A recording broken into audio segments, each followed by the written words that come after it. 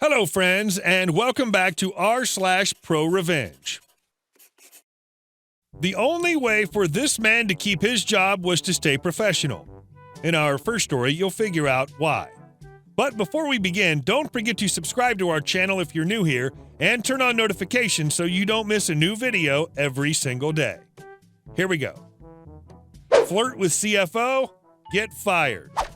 I worked at a bargain retail store with a used bookstore/cafe inside of it.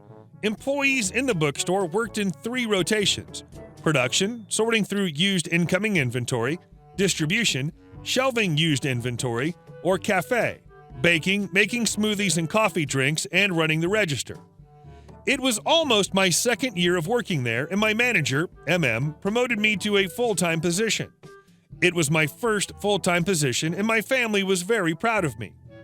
The bookstore was doing well, so the promotion also included a $3.50 an hour raise. However, my coworker Stan was not happy for me. He'd been at the same job for 3 years, almost 4.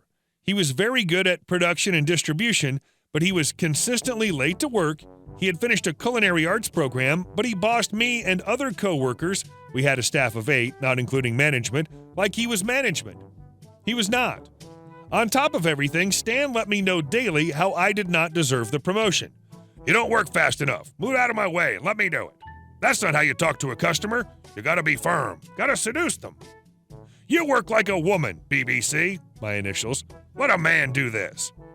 MM didn't like how Stan talked to me or anyone else, so she assigned him to only do production.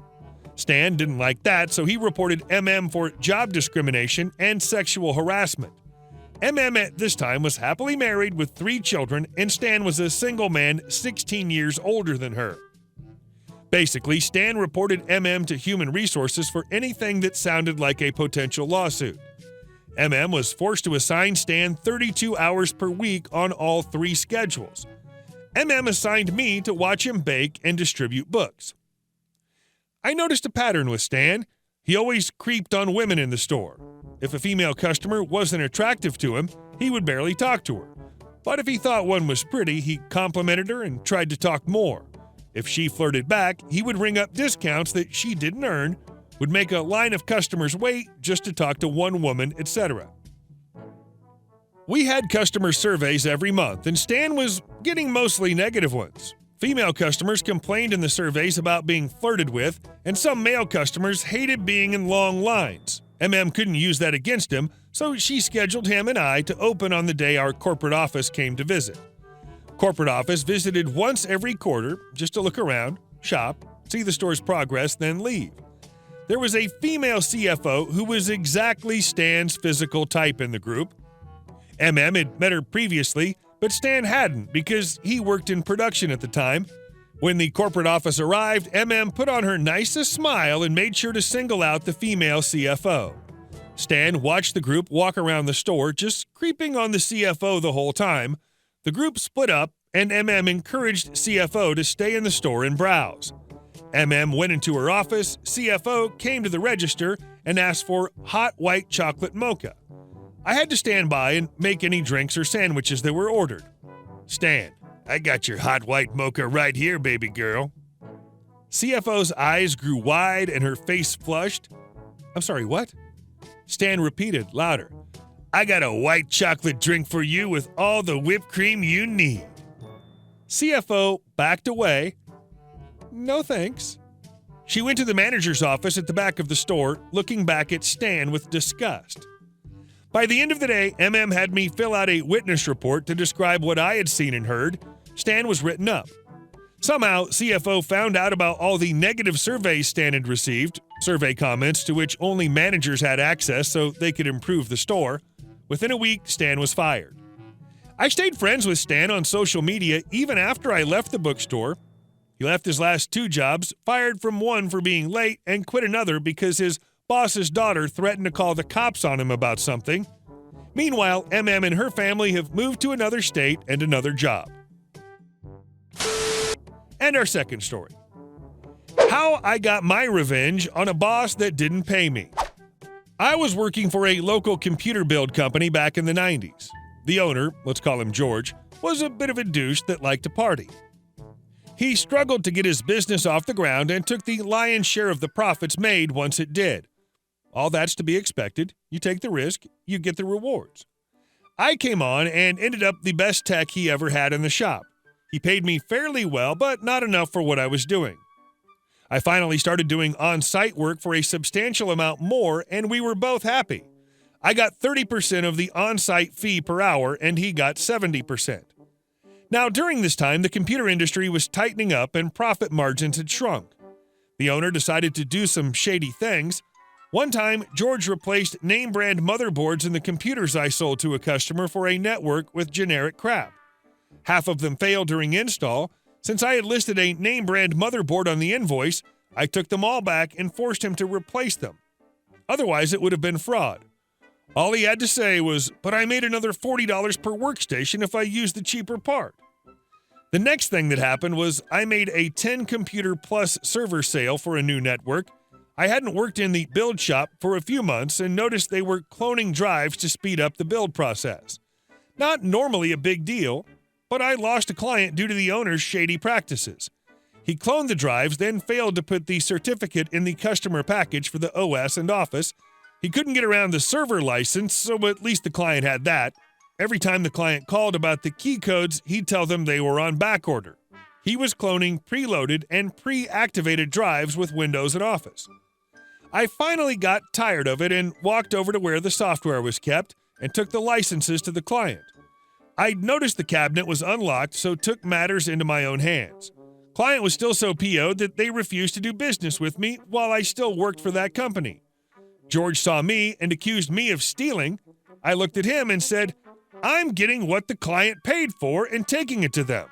I'll make sure I have them sign a receipt for the software you seem to have forgotten to include in their purchase." After that, I started to pay attention to what was going on in the shop. I insisted on software before I even left the building with the client's systems. The piracy got worse and worse. Now, during this time, I was making about $50K a year from that 30%, so George was clearing at least that much off his 70% even after taxes. One day he comes to me and says, "I think I have to start charging you for your cell phone." This was back in the day when if you really needed a cell phone, most companies paid for it. I said, "That's fine, George, but I'll want 35% of the on-site fees," to which he replied, "I was going to lower it to 25% and make you an independent contractor." I was honestly left speechless. I just walked over to the bar in the shopping center and sat down and drank beer for the better part of 2 hours. It was the end of the day, and I didn't have a late client, so no worries there. I sat for another 2 hours after that, just drinking water and thinking. I made the decision to go my own way. If I was going to have to pay both sides of my Social Security, then F George. I do it all myself.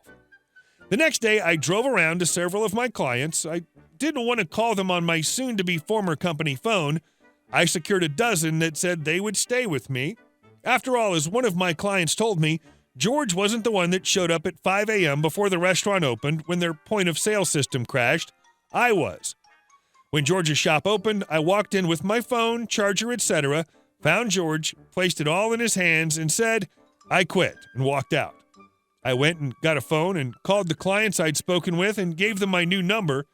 Payday came around the next day, and I was expecting a bit over $2K on the check. George had called payroll in several days earlier, as always. Well, lo and behold, no check. When I confronted him, he cussed me out and told me he owed me nothing. I used the same type of line that I used with the guy at the ski manufacturer, my first ProRevenge post. I calmly told him, "Are you sure? I'll cost you a hell of a lot more than $2K if you refuse to pay me what I earned." He told me to get out, and I did. Well, I knew I had just cost him at least $5K a month because nobody in the shop had a clue what to do with networks. I started my own company and grew my client base even after having to pay all my taxes, self-employment tax, and expenses. I was clearing about $45K a year. I was going to leave George alone until I got word he was bad-mouthing me around the city. He was saying I used pirated software and cheap parts, things I knew he had done and was still doing. I would have let it all go. When he badmouthed me, I went scorched earth on his butt. Revenge. I contacted BSA. I gave names, dates, processes, practices, and more, everything I could remember about clients that had cloned drives and withheld software. About a year later, I was reading my local news when George's company was in an article. It seems secret shoppers went in from Microsoft and bought some of his computers. In the end, they hit him with charges that he made hundreds of illegal copies of Office by cloning hard drives. This was back when, once activated, Office stayed activated and didn't check again. The end result was he had 3 stores and ended up with only 1 store, along with having to pay a $1 million fine. And our last story. They got a new safe, and it was bolted to the ground. I worked at Gold's Gym for a while back in the day. Refused to be promoted multiple times. I just liked working there, and my free membership, no responsibilities, just whatever, shoot the crap with people, whatever. Plus, I had a real job and made good money doing other stuff. Noticed one day that safe in the office isn't bolted to the floor. Someone can literally just pick it up and walk off with it, or just turn it upside down and shake the crap out of it. It had a top drop thing. I point this out to the GM. Maybe you should bolt that crap down. Someone could just walk off with it or turn it over. No one else is around. Just thought he should consider it since managers never lock the office door. And it's right where everyone walks to the lockers and out the doors. And there are no cameras. Seems like a bad idea. We had 2,000 or 3,000 heads a day through the door. He writes me up. I was like, what, dude? This is a bullcrap job, and I still do it better than anyone. You're going to write me up for pointing out you should bolt your safe to the floor? Yup. All right. I told every single person I would shoot the crap with at the front desk about our conversation. This equated to about 20 or 30 people per shift. A few hundred over the next week or so. Guess what happened? Word got around.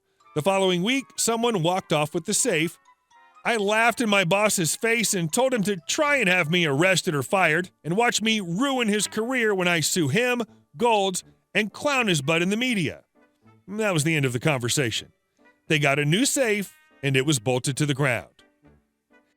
Hey guys, thank you all for watching the video. I'll see you in the next one.